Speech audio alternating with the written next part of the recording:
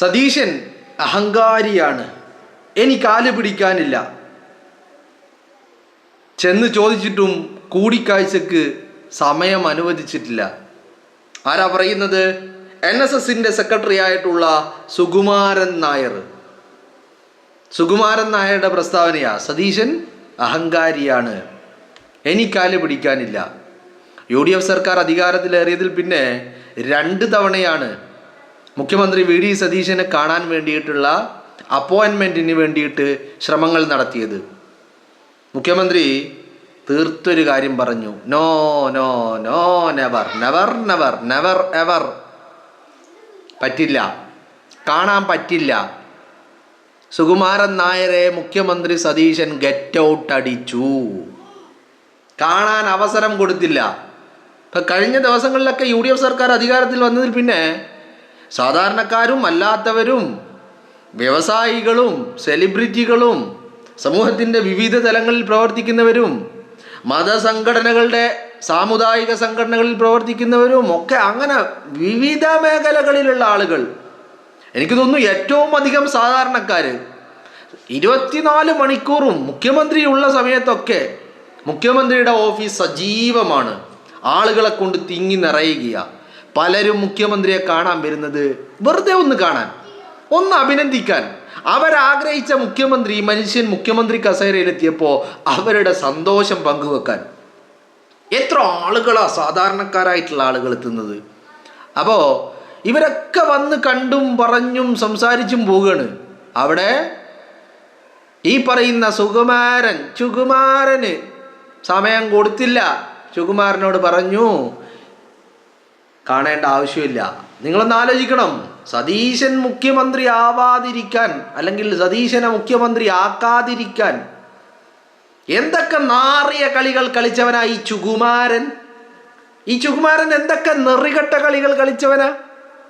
എന്നിട്ട് സതീശൻ മുഖ്യമന്ത്രി ആകുമ്പോൾ കാണണമത്രേ. സതീശൻ പറഞ്ഞു, പള്ളിയിൽ പോയി പറ. അത് തന്നെയല്ലേ വേണ്ടത്. എന്നിട്ട് ഇവനെ കാണാൻ സമയം കൊടുത്തില്ല എന്ന് പറയുമ്പോൾ സതീശൻ അഹങ്കാരി.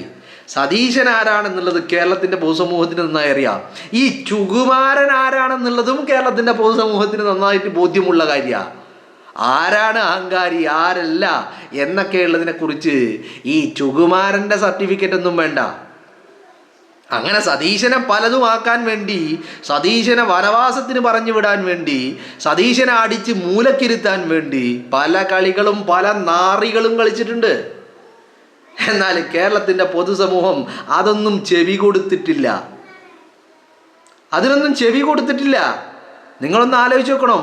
ഈ 2026 നിയമസഭാ തെരഞ്ഞെടുപ്പിൽ LDF കിട്ടാവുന്ന ഏതൊക്കെ അണ്ടനും മടകോടനും ഉണ്ടോ കേരളത്തിൽ, ആ അണ്ടനെയും മടകോടനെയും ഒക്കെ കൊണ്ടുവന്ന് സ്വാധീനിച്ച് അവരുടെയൊക്കെ സഹായം സതീശനെ പറവൂരിൽ തോൽപ്പിക്കാൻ വേണ്ടിയിട്ട്. കാരണം സഖാക്കൾക്കൊരു കാര്യം ഉറപ്പുണ്ടായിരുന്നു, സഖാക്കൾ എത്രയൊക്കെ ഞങ്ങൾ 3.0 3G പോയി എന്നല്ലാതെ ഇത് പറയുമ്പോഴൊക്കെ അവർക്ക് നല്ല ബോധ്യം ഉണ്ടായിരുന്നു, എന്ത് UDF അധികാരത്തിൽ വരും, മാത്രവുമല്ല സതീശൻ മുഖ്യമന്ത്രിയാകും. അപ്പോൾ ഇവർക്കൊരു വാശിയായിരുന്നു, ആരൊക്കെ ആയാലും സതീശനാകാൻ പാടില്ല.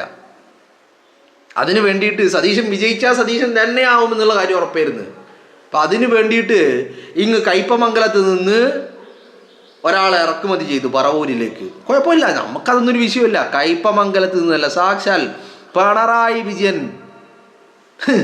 പറവൂരിൽ വന്ന് മത്സരിച്ചാലും സതീശനെ ഒരു ചുക്കും ചെയ്യാൻ കഴിയില്ല. അപ്പോൾ അതവിടെ നിൽക്കട്ടെ. അപ്പോൾ കയ്പമംഗലത്ത് നിന്ന് TC ടൈസൺ മാഷെ കൊണ്ടുവന്ന് സതീശനെ തോൽപ്പിക്കാൻ. എന്നിട്ട് ആരൊക്കെ കൂടെ ഉണ്ടായി?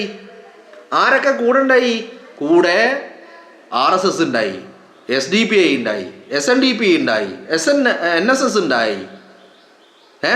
ഇത് പറഞ്ഞാൽ കണ്ട അണ്ടനും അടകോടനും ഒക്കെ കൂടെ ഉണ്ടായി. പിന്നെ വേറെ ഒരുത്തി കൂടി ഉണ്ടായി. ആരാ?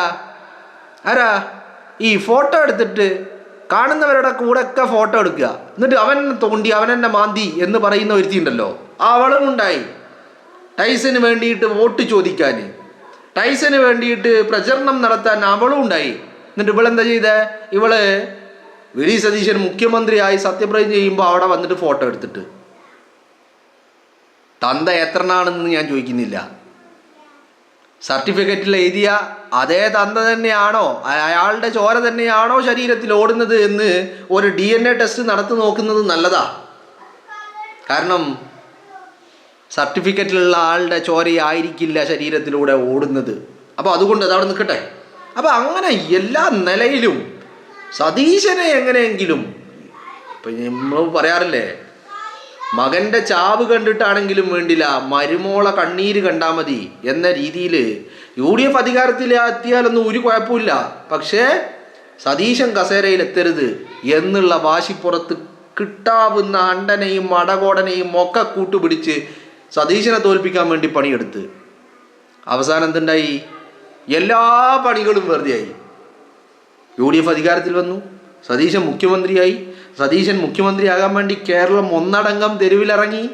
ജനം ആവർത്തിച്ച് വിളിച്ചു പറഞ്ഞുകൊണ്ടിരുന്നു. അപ്പോഴൊക്കെ സതീശനെ വളഞ്ഞിട്ട് ആക്രമിച്ച ചുകുമാരൻ ഇപ്പം സതീശനെ കാണണം അത്രേ. നിങ്ങളൊന്ന് ആലോചിച്ച് നോക്കുക. സതീശനെ കാണണത്രേ. എന്നാ സതീശനോ ആ ചുകുമാരനെ കാണാൻ യാതൊരു താല്പര്യവുമില്ല. സുകുമാരൻ കാണാനുള്ള ഒരു താല്പര്യവും സതീശനില്ല. അതുകൊണ്ട് തന്നെ 2 തവണ അപ്പോയിൻമെൻറ്റിന് ശ്രമിച്ചു, 2 തവണയും അപ്പോയിൻമെൻറ്റ് നൽകിയില്ല. എന്തേ സമയമില്ലായിട്ടാണോ? സമയമൊക്കെ ഉണ്ടെന്നേ, ചുകുമാരനൊന്നും കാണണ്ട. ഇത് പറയുമ്പോൾ എനിക്ക് എന്താ ഓർമ്മ വരുന്നതെന്നറിയോ? മറ്റേ ദിലീപിൻ്റെ ഒരു സിനിമ ഉണ്ടല്ലോ, ദിലീപ് ആഭ്യന്തരമന്ത്രിയാകുന്ന ഒരു സിനിമ.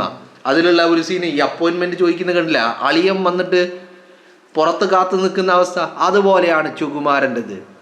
ചുകുമാരൻ അപ്പോയിൻമെൻറ്റിന് ശ്രമിച്ചിട്ട് സതീശൻ പറഞ്ഞു നോ, പറ്റില്ല. അതാണിപ്പോൾ സുകുമാരന് വല്ലാത്ത മൂലം കടച്ചിൽ. സതീശൻ അഹങ്കാരിയാണ് അത്രേ. ഈ ചുകുമാരൻ ആരാണെന്നുള്ളത് പിന്നെ ഞാൻ പറയണോ? ചുകുമാരൻ എന്താണ്, ആരാണ്, എങ്ങനെയാണ് എന്നൊക്കെയുള്ള കാര്യം കേരളത്തിന് നല്ല ബോധ്യമുള്ളതാ. അതുകൊണ്ട് തന്നെയാണ് സതീശൻ പറഞ്ഞത്. നിങ്ങളൊന്ന് ആലോചിക്കണം, ഇതൊരു സുപ്രഭാതത്തിൽ മാർച്ച് 15 തെരഞ്ഞെടുപ്പ് നോട്ടിഫിക്കേഷൻ വരുന്നു. അത് കഴിഞ്ഞിട്ട് പ്രചരണം തുടങ്ങുന്നു. ഏപ്രിൽ 9 വോട്ട് ചെയ്യുന്നു. മെയ് 4 റിസൾട്ട് വരുന്നു. അത്രേ ഉണ്ടായിട്ടുള്ളൂ? അല്ലെന്നേ, അതിനു മുമ്പ് കേരളത്തിൽ ഉടനീളം സതീശൻ സഞ്ചരിച്ചു. എല്ലാ മണ്ഡലങ്ങളിലും പോയി, ജനങ്ങളെ കണ്ടു, അവരെ കേട്ടു. ഓരോ മണ്ഡലത്തിലെയും ജനങ്ങൾക്ക് പറയാനുള്ളത് കേട്ടു. അമ്മമാരെ കേട്ടു, രോഗികളെ കേട്ടു, ഡ്രൈവർമാരെ കേട്ടു, വ്യവസായികളെ കേട്ടു, കർഷകരെ കേട്ടു, ഉദ്യോഗാർത്ഥികളെ കേട്ടു, ടീച്ചർമാരെയും ഉദ്യോഗസ്ഥരെയും കേട്ടു, സ്വർണ്ണ കച്ചവടക്കാരെയും പച്ചക്കറി കച്ചവടക്കാരനെയും കേട്ടു, ജെൻസിയെ കേട്ടു, മക്കളെ കേട്ടു, അച്ഛനെ കേട്ടു, അമ്മമാരെ കേട്ടു. അങ്ങനെ കേരളത്തിലെ എല്ലാ ജനങ്ങളെയും കേട്ട് അവരോട് സംവദിച്ച് അവർക്ക് മുന്നിൽ കാര്യങ്ങൾ സംസാരിച്ച് കൃത്യമായിട്ട് പ്ലാൻ ചെയ്തിട്ട് സതീശൻ നടത്തിയ ആ പുതുയുഗ യാത്രയിൽ നിന്നാണ് ഈ തേരോട്ടത്തിൻ്റെ തുടക്കം ആരംഭിക്കുന്നത്.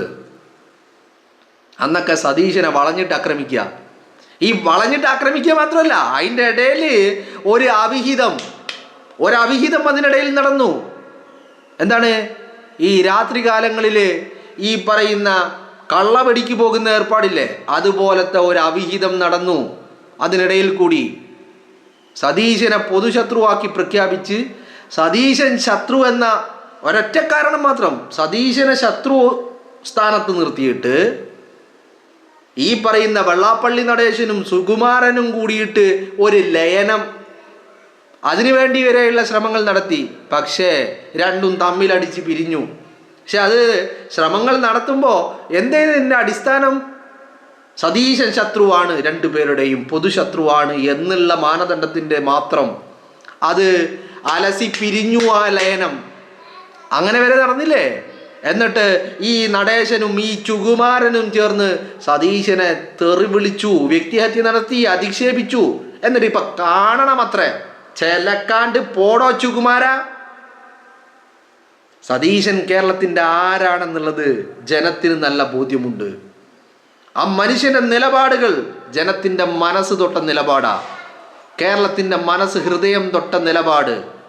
ആ നിലപാടുകൾ മാത്രമല്ല, പറഞ്ഞ ഓരോന്നും അയാൾ പ്രാവർത്തികമാക്കി.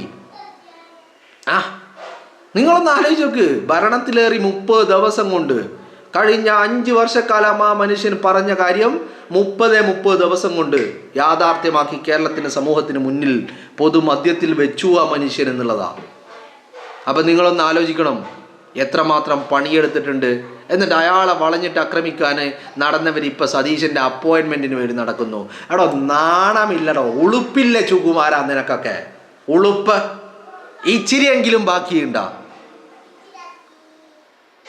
നായർ സർവീസ് സൊസൈറ്റി എന്ന് പറയുന്ന ഒരു പ്രസ്ഥാനത്തിൻ്റെ തലപ്പത്തിരുന്നു കൊണ്ട് ആ നായന്മാരുടെ കഴുത്തറക്കുന്ന പരിപാടി ചെയ്യുന്ന ചുകുമാരൻ ഇപ്പം സതീശനെ കാണണം. അത്രേ സൗകര്യമില്ല. ഗെറ്റ് ഔട്ട് അടിച്ചു സതീശൻ. അതിൻ്റെ കലിപ്പാണ് ചുകുമാരൻ ഇപ്പോൾ.